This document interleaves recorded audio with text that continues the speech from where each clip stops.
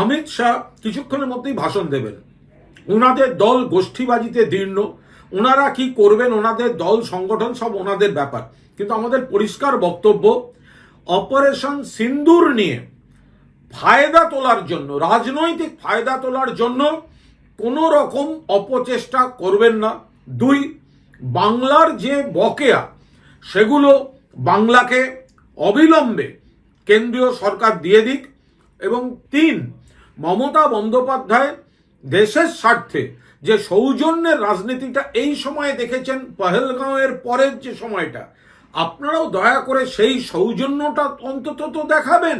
সোনার উপর সোহাগা, তো এবার সোহাগা লাগবে আস্তে আস্তে, তো তার ডেকোরেশন শুরু হবে।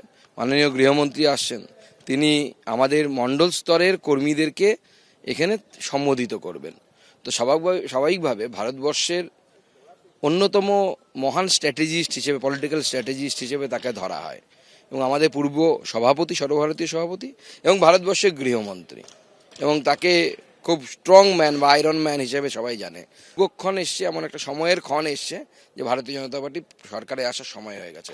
এখন ভারতীয় জনতা পার্টি আর অপোজিশন পার্টি না, এখন ভারতীয় জনতা পার্টি অল্টারনেটিভ পার্টি, অর্থাৎ তৃণমূলের বিকল্প পার্টি হচ্ছে, অর্থাৎ সরকারের আসার জন্য রেডি হয়ে আছে ভারতীয় জনতা পার্টি। গতকালই বঙ্গে এসে পৌঁছেছেন অমিত শাহ। প্রধানমন্ত্রীর সফরের 2 দিনের মধ্যে রাজ্যে কেন্দ্রীয় স্বরাষ্ট্রমন্ত্রী।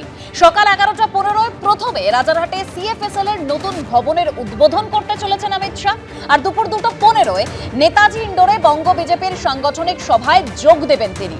বিকেল 4টে স্বামী বিবেকানন্দের বাড়িতে যাবেন কেন্দ্রীয় স্বরাষ্ট্রমন্ত্রী। সনাতনী সমাজের প্রতিনিধিদের সঙ্গে সেখানে বৈঠক করার কথাও রয়েছে তার। তারপর ফের দিল্লির উদ্দেশ্যে রওনা দেবেন অমিত শাহ।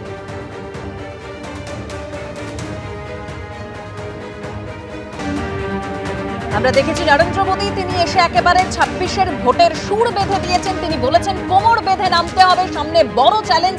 এবার দেখার অমিত শাহ তিনি ঠিক কি বার্তা দেন। অমিত শাহ তিনি গতকালই এসে পৌঁছেছেন। আজ তার প্রথম কর্মসূচি সকাল 11:15 রাজারহাটে সিএফএসএল এর নতুন ভবনের উদ্বোধন করতে চলেছেন। দুপুর 2:15 নেতাজি ইন্ডোরে বঙ্গ বিজেপির সাংগঠনিক সভায় যোগ দিতে চলেছেন তিনি। তবে অমিত শাহ আজ ঠিক কি বার্তা দেন সেদিকেই সবার নজর। সোনার উপর সোহাগা, তো এবার সোহাগা লাগবে আস্তে আস্তে, তো তার ডেকোরেশন শুরু হবে। মাননীয় গৃহমন্ত্রী আসছেন, তিনি আমাদের মণ্ডল স্তরের কর্মীদেরকে এখানে সম্বোধিত করবেন। তো স্বাভাবিকভাবে ভারতবর্ষের অন্যতম মহান স্ট্র্যাটেজিস্ট হিসেবে, পলিটিক্যাল স্ট্র্যাটেজিস্ট হিসেবে তাকে ধরা হয়, এবং আমাদের পূর্ব সভাপতি, সর্বভারতীয় সভাপতি এবং ভারতবর্ষের গৃহমন্ত্রী, এবং তাকে খুব স্ট্রং ম্যান বা আয়রন ম্যান হিসেবে সবাই জানে। ক্ষণ এসছে, এমন একটা সময়ের ক্ষণ এসছে যে ভারতীয় জনতা পার্টি সরকারে আসার সময় হয়ে গেছে।